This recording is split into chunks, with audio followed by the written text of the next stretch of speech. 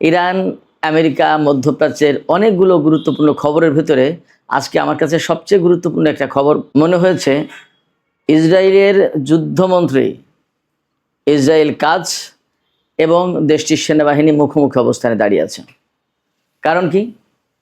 পশ্চিম তীরের সাম্প্রতিক যে গোলযোগ, এই গোলযোগের ঘটনায় একজন সেনা কমান্ডারকে বদলি করার আদেশ দিয়েছেন গত রাতে ইসরায়েল কাজ, কিন্তু সেই আদেশ প্রত্যাখ্যান করেছে ইসরায়েলের সামরিক বাহিনী, সরাসরি বিবৃতি দিয়েছে। সেক্ষেত্রে ইসরায়েলের সামরিক বাহিনী এবং যুদ্ধমন্ত্রী এখন মুখোমুখি অবস্থানে। এদিকে মার্কিন প্রেসিডেন্ট ডোনাল্ড ট্রাম্প বলেই যাচ্ছেন আজ সোমবার অর্থাৎ 2রা আগস্ট ইরানের সাথে আমেরিকার হরমুজ প্রণালী খুলে দেওয়ার ব্যাপারে আলোচনা হবে। ইরান বলছে আমরা এটা জানি না। তবে কূটনৈতিক প্রচেষ্টা যে থেমে আছে তা কিন্তু নয়। ইরানের পররাষ্ট্রমন্ত্রী আব্বাস আরাকচি একের পর এক পাকিস্তানের সেনাপ্রধান, পাকিস্তানের পররাষ্ট্রমন্ত্রী, সৌদি পররাষ্ট্রমন্ত্রী, তুরস্কের পররাষ্ট্রমন্ত্রী, কাতারের পররাষ্ট্রমন্ত্রী বিভিন্ন লোকের সাথে যোগাযোগ করে যাচ্ছেন, আবার তারাও ফোন করছেন। বাট মধ্যপ্রাচ্যের পরিস্থিতি এই মুহূর্তে অত্যন্ত জটিল। আমেরিকা কোথায় সে ঠেকেছে জানেন? সমস্ত সব কিছু বাদ দিয়ে এখন হরমুজ প্রণালী খুলবে কি খুলবে না, এই জায়গায় এসে আমেরিকা ঠেকেছে। ইরান বলছে আমেরিকার জন্য হরমুজ প্রণালী বিনা শর্তে খোলা হবে না। এবং আমি অনেক আগে থেকেই বলে আসছি, হরমুজ প্রণালী বন্ধ হয়েছে, এই প্রণালী দিয়ে আমেরিকার আর জায়গা হবে না, মধ্যপ্রাচ্যে ঢোকার কোনো সুযোগ হবে না।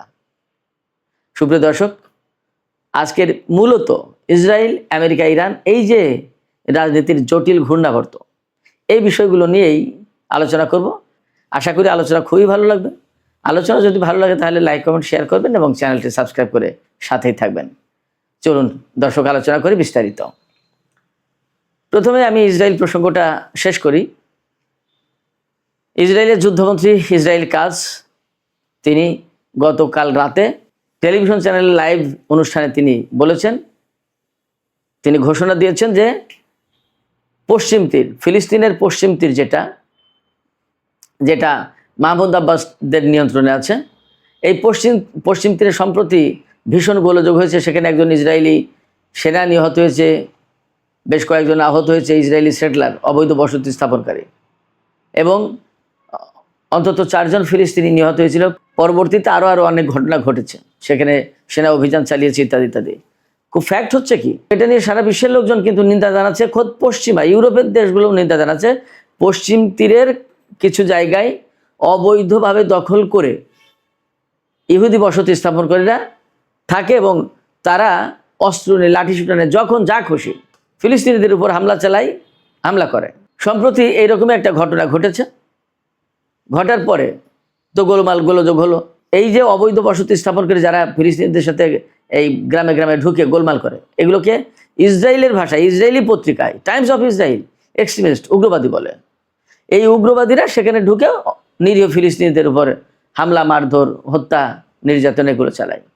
শুধু তাই না, কিছুদিন আগে এই মার্চের দিকে এরকম কিছু উগ্রবাদী তারা ফিলিস্তিনি একটি গ্রামে ঢুকে এরকম বেশ কিছু ফিলিস্তিনি লোকজনের উপর মারধর, নির্যাতন চালিয়েছে। এমনকি একজন ফিলিস্তিনিকে, মেবি তিনি নারী হতে পারেন, আমি শিওর না, উলঙ্গ করে পুরো গ্রাম ঘুরিয়েছে এই উগ্রবাদীরা। এই ঘটনায় মামলা হয়েছিল। মামলা হওয়ার পরে এই যে উগ্রবাদী যে ইসরায়েলি এই কাজে জড়িত ছিল তাকে গ্রেপ্তার করা হয়েছে এবং কারাগারে রাখা হয়েছে। তাকে কেন গ্রেপ্তার করা হলো, কেন কারাগারে রাখা হলো, তাকে ছেড়ে দেওয়া হবে না কেন, এই ব্যাপারে ছেড়ে দেওয়ার জন্য নির্দেশ দিয়েছে এই যে ইসরায়েল কাজ, ইসরায়েলের যুদ্ধমন্ত্রী। কিন্তু আর্মি সেটা শোনেনি। আর্মির বক্তব্য হচ্ছে, ইসরায়েলি আর্মির বক্তব্য হচ্ছে যে ইসরায়েল কাজ তার রাজনৈতিক সুবিধা, ফায়দা হাসিলের জন্য এই অবৈধ বসতি স্থাপনকারী উগ্রবাদী ইহুদিদেরকে রাজনৈতিক উদ্দেশ্যে ব্যবহার করছে, রাজনৈতিক ফায়দা লুটছে এই ইসরায়েল কাজ, এবং এতে ইসরায়েলের সামরিক বাহিনীর দুর্নাম হচ্ছে। ইসরায়েলের সামরিক বাহিনীর সরাসরি অভিযোগ, রাজনৈতিক উদ্দেশ্যে ইসরায়েলের সামরিক বাহিনীকে ব্যবহার করছেন ইসরায়েল কাজ। তো ওই যে হার্দিক, সম্ভবত তার নাম, তাকে যে কারাগারে রাখা হলো, ইসরায়েল কাজ তাকে মুক্তি দেওয়ার জন্য নির্দেশ দিয়েছিল, কিন্তু সামরিক বাহিনী সেটা অ্যালাউ করেনি। এছাড়া সম্প্রতি যে গোলযোগ হলো, এই গত 1 সপ্তাহ 1.5 সপ্তাহ ধরে যে ঘটনা চলছে পশ্চিম তীরে, এই ঘটনায়ও ইসরায়েল কাজ সামরিক বাহিনীর ব্যাপারে অতটা সন্তুষ্ট না। আরও বেশি হামলা মারধর, একদম খুন জখম, আরও অনেক বেশি কিছু করতে চেয়েছিল, তার মতামত ইচ্ছাটা ছিল এরকম। কিন্তু ইসরায়েলের সামরিক বাহিনী সেইভাবে রেসপন্ড করেনি, যার প্রেক্ষাপটে ইসরায়েল গতকাল পশ্চিম তীরে যে কমান্ড আছে, আইডিএফ সেন্ট্রাল কমান্ডার যে চিফ মেজর জেনারেল আভি বুলুত, তাকে তার পদ থেকে সরিয়ে দিয়েছে। এই ঘোষণা টেলিভিশনে তিনি লাইভ অনুষ্ঠানে ঘোষণা দিয়েছেন। ঘোষণা দেওয়ার কিছুক্ষণ পরেই, অর্থাৎ কিছু বলতে কয়েক মিনিট মেবি, ইসরায়েলের সামরিক বাহিনীর পক্ষ থেকে বিবৃতি দেওয়া হয়েছে যে না, জেনারেল আভি বুলুত তার পদে বহাল থাকবে এবং তিনি তার দায়িত্বে থাকবেন। এইভাবে ইনস্ট্যান্টলি কোনো ব্যক্তিকে ক্ষমতাচ্যুত করা বা বহিষ্কার করা বা সরিয়ে দেয়া ইসরায়েলের যুদ্ধমন্ত্রীর ক্ষমতার এখতিয়ারে পড়ে না, এটা তার অধিকার নেই। ইসরায়েলের সামরিক বাহিনীর বক্তব্য হচ্ছে এটা। তার মানে দাঁড়ালো যে ইসরায়েলের যে রাজনৈতিক নেতারা ফিলিস্তিনকে কেন্দ্র করে যে সমস্ত তাদের যে খাহেশ, তাদের যে রাজনৈতিক উদ্দেশ্য, তাদের যে রাজনৈতিক সুবিধা ফায়দা, এইগুলো লুটার জন্য, এইগুলো হাসিল করার জন্য, এইগুলো হাতিয়ে নেওয়ার জন্য সামরিক বাহিনীকে ব্যবহার করে। আমার কাছে মনে হচ্ছে ইসরায়েলের সামরিক বাহিনী হয়তো কিছু কিছু বিষয়টা অনুধাবন করছে বা ভাবছে। তারা তো হুকুমের গোলাম, সরকার যদি হুকুম দেয় যে এখানে যুদ্ধ শুরু করো, তারা তাই করতে বাধ্য, তারা তাই করে। কিন্তু হয়তো বা তাদের ভেতরে কিছু মানবিক দিকও কাজ করে। আমরা সম্প্রতি কিন্তু দেখেছি ইসরায়েলের অবসরপ্রাপ্ত 500 জেনারেল তারা সম্ভবত মার্কিন কংগ্রেসকে চিঠি দিয়েছে যে নেতানিয়াহুকে এবং ইসরায়েলের এই প্রশাসনকে আপনারা ঠেকান, তা না হলে মধ্যপ্রাচ্যে ইসরায়েলের অস্তিত্ব সংকটের মুখে পড়বে এবং এই বেনিয়ামিন নেতানিয়াহুর প্রশাসন যা করছে তাতে মানবতা টিকে থাকা মুশকিল। মানে তারা সহজ কথায় নেতানিয়াহুর বিরুদ্ধে একেবারে খোলামেলা চিঠি দিয়েছে আমেরিকার কংগ্রেসম্যান, সিনেটর এদের কাছে। আমি বলছি না ইসরায়েলি সামরিক বাহিনী খুব ভালো, গাজায় তো তারাই এই সমস্ত করেছে। আমি বলছি না যে তারা পশ্চিম তীরে কিছুই করেনি, করেছে। বাট এটাও ঠিক যে তারা তো সরকারের হুকুমের গোলাম। এই যে আজকে পশ্চিম তীরে যে ঘটনা, সেই ঘটনায় ইসরায়েলের প্রতিরক্ষামন্ত্রী বা যুদ্ধমন্ত্রী একরকমের নির্দেশ দিচ্ছেন আর সামরিক বাহিনী করছে আর একটা। সেই জায়গা থেকে ইসরায়েলের সামরিক বাহিনীর ভেতরে হয়তো বা কিছুটা মানবিকতার ছোঁয়া পাওয়া যাচ্ছে, দেখা যাচ্ছে, এটা বুঝতে পারছি। তবে এখান থেকে চূড়ান্তভাবে যে কথা বলা যাচ্ছে খুব পরিষ্কার করে, সেটা হচ্ছে ইসরায়েলের সামরিক বাহিনী এবং ইসরায়েলের যুদ্ধমন্ত্রী এই মুহূর্তে মুখোমুখি দাঁড়িয়ে, তাতে কোনো সন্দেহ নেই। এই গোলযোগ, এই মতভেদ, এই মত পার্থক্য আমার মনে হয় যে ইসরায়েলের প্রশাসনের সাথে ইসরায়েলের সামরিক বাহিনীকে বেশ খানিকটা দূরে নিয়ে যাবে। একেবারেই যে এটা হুট করে হয়েছে ব্যাপারটা তা না, ভেতরে মনে হয় দীর্ঘদিনের ক্ষোভ জমা আছে। হতে পারে গাজার পরিস্থিতি, হতে পারে লেবাননের পরিস্থিতি, অনেক কিছুতে। গাজার বিষয়টা খেয়াল করেছেন, গাজায় আনুষ্ঠানিকভাবে সরকারিভাবে যে রেকর্ড, তাতে গতকাল 73,000 ছাড়িয়ে গেছে নিহতের সংখ্যা। সেখানে সক্ষম পুরুষদের, অর্থাৎ কাজকর্ম করে খেতে পারে এইরকম পুরুষদেরকে যতটা হত্যা করা হয়েছে তার চেয়ে বেশি হত্যা করা হয়েছে শিশু এবং নারীদেরকে। কারণ কি, একটা প্রজন্ম গ্যাপ যাতে পড়ে যায়, সামনে ফিলিস্তিনে যাতে লোক সংকট তৈরি হয়, জনসংখ্যার ঘাটতি পড়ে, যাতে তরুণ কিশোর গড়েও না উঠতে পারে। এটা কিন্তু বিরাট একটা লক্ষ্য ছিল। সেই জায়গা থেকে যে অমানবিক কাজ করা হয়েছে, এই অমানবিক কাজে তো এই সামরিক বাহিনীকে ব্যবহার করেছে রাজনৈতিক নেতারা। আমরা দেখতে পারি যে এই সমস্ত ঘটনার পরে ইসরায়েলের সামরিক বাহিনীর বহু সদস্য আত্মহত্যা করে, পাগল হয়ে যায়, মেন্টাল প্যাশেন্ট হয়ে যায়, ট্রমাতে ভোগে। চোখের সামনে একের পর এক মানুষ হত্যা করছে। তরুণ একটা একদম বসত বাড়ির ভিতরে, ঘরের ভিতরে হয়তো মা বাবা ভাই বোন বাচ্চা কাচ্চা নিয়ে হয়তো 10-12 জন 15 জন ছিল, তাদেরকে নির্দেশ দেওয়া হয়েছে ওই বাড়ি উড়িয়ে দাও বোমা মেরে, হয়তো দিয়েছে ইসরায়েলি বাহিনী। কিন্তু চোখের সামনে এতগুলো মানুষকে মরে যেতে দেখেছে, বাচ্চাদের বিভৎস দৃশ্য দেখেছে অনেক সেনা। যারা সেনাবাহিনীতে চাকরি করে তারা তো সব মানুষ, সেও হোক ইহুদি, খ্রিস্টান, মুসলমান, হিন্দু, বৌদ্ধ, যাই হোক না কেন, তারা তো মানুষ। তাদের ভেতরে তো মানবতা কাজ করে কোনো না কোনো পর্যায়ে গিয়ে। এই সমস্ত সেনার অনেকেই এগুলো দেখে ট্রমাটাইজড হয়ে যায়, ভীত সন্ত্রস্ত হয়ে যায়, ভেতরে ভেতরে পাগলের মতো হয়ে যায়, উদ্ভ্রান্ত উন্মাদ হয়ে যায়। এই সমস্ত সেনাদের অনেকেই আত্মহত্যা করে এক পর্যায়ে, অনেকেই চাকরি ছেড়ে দেয়, অনেকে পালিয়ে যায়, অনেকে বিদ্রোহ করে। ইসরায়েলি সামরিক বাহিনীতে এই যে গাজা যুদ্ধ শুরু করে কয়েকবার বেশ কিছু কিছু ইউনিটে বিদ্রোহের ঘটনা ঘটেছে। অনেক সেনাকে বিচারের মুখোমুখি করা হয়েছে, বিচার করে তাদেরকে শাস্তি দেওয়া হয়েছে, কাউকে কাউকে চাকরি থেকে বহিষ্কার করা হয়েছে, আবার নতুন করে বিচারের আওতায় আনা হচ্ছে, অনেক কিছু ঘটনা আছে।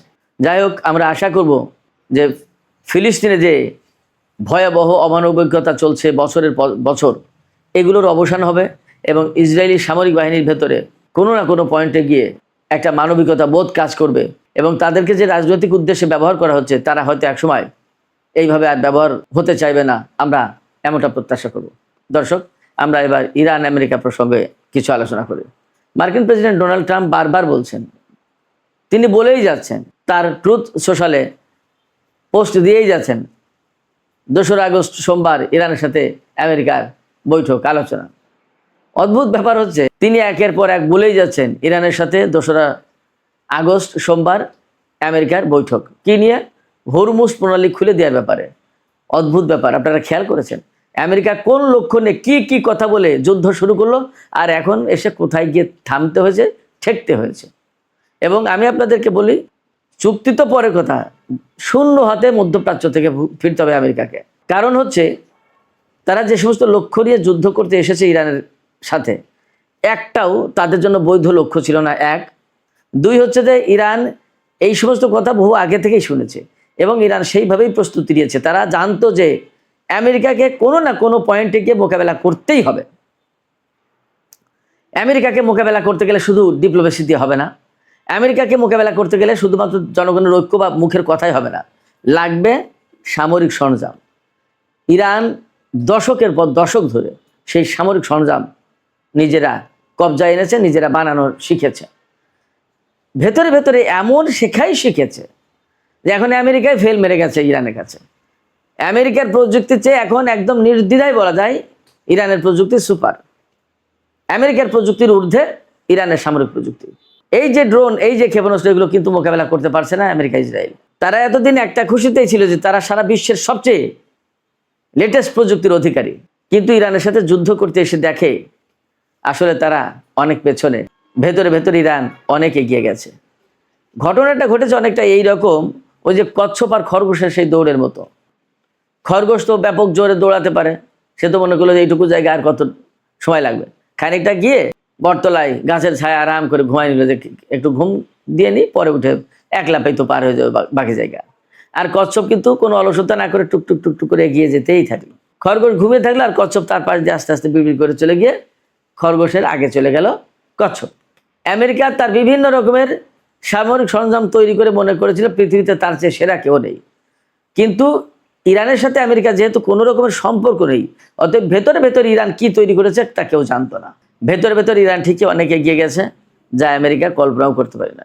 তারই খেসারত এখন গুনছে আমেরিকা এবং তাদেরকে অনেক খেসারত দিতে হবে। ইতিমধ্যে মধ্যপ্রাচ্যের ঘাঁটিগুলো মোটামুটি সব চুরমার। অনেক জায়গা থেকে সেনা সরিয়ে নিতে বাধ্য হয়েছে আমেরিকা। বারবার হামলার হুমকি দিয়েও সেই হামলার হুমকি বাস্তবায়ন করতে পারে না, এই কারণে যে আমেরিকা জানে যে এই হামলা করলে হয়তো আমরা হামলা করলাম, কিন্তু তার পরের ইরানের যে রিয়াকশনটা হবে সেটা সহ্য করার ক্ষমতা মার্কিন বাহিনীর বা মধ্যপ্রাচ্যের কোনো দেশের নেই। যার কারণে আমেরিকা বারবার হামলা করতে গিয়েও এখন আর হামলা করছে না। এদিকে ওমানের সাথে ইরানের একটা চুক্তি প্রায় চূড়ান্ত হওয়ার কাছাকাছি, হরমুজ প্রণালী নিয়ে। সেই চুক্তি কিন্তু ইরান এবং ওমানের ভিতরে, এটার সাথে অন্য কারো সম্পর্ক নেই। অর্থাৎ হরমুজ প্রণালী কিভাবে ইরান এবং ওমান ব্যবহার করবে সেই ব্যাপারে চুক্তি হবে। যতদূর শোনা যাচ্ছে ইরান এবং ওমানের ভিতরে এরকম একটা কথা হতে যাচ্ছে যে জাহাজ যেগুলো ঢুকবে হরমুজ প্রণালী বাইরে থেকে, যেগুলো হরমুজ প্রণালী দিয়ে পারস্য উপসাগরে ঢুকবে, সেই জাহাজগুলো কন্ট্রোল করবে ইরান। আর পারস্য উপসাগর থেকে বের হবে যেগুলো, সেইগুলো কন্ট্রোল করবে ওমান। দুটো রুট থাকবে। হরমুজ প্রণালী থেকে পারস্য উপসাগরে ঢোকার রুট হবে উত্তরের পাশ, অর্থাৎ ইরানের পাশ দিয়ে। আর জাহাজ যেগুলো বের হবে সেগুলো দক্ষিণ পাশ দিয়ে ওমানের উপকূল দিয়ে বের হবে। এখানে গুরুত্বপূর্ণ যে বিষয়টা সেটা হচ্ছে যে কোন জাহাজ ঢুকবে, কার জাহাজ আসবে, শত্রুর নাকি মিত্রর, ভালো নাকি মন্দ, সামরিক নাকি বেসামরিক, এইগুলো কন্ট্রোল করাটাই হচ্ছে আসল কথা। ধরুন আমেরিকা বা ইসরায়েল তাদের একটা অস্ত্রবাহী জাহাজ আনতে চায়। এই জাহাজ পারস্য উপসাগরে ঢুকতে হবে, সংযুক্ত আরব আমিরাত, সৌদি আরব, বাহরাইন, কাতার, কুয়েত বা ইরাককে অস্ত্র দেবে। কিন্তু ইরান যদি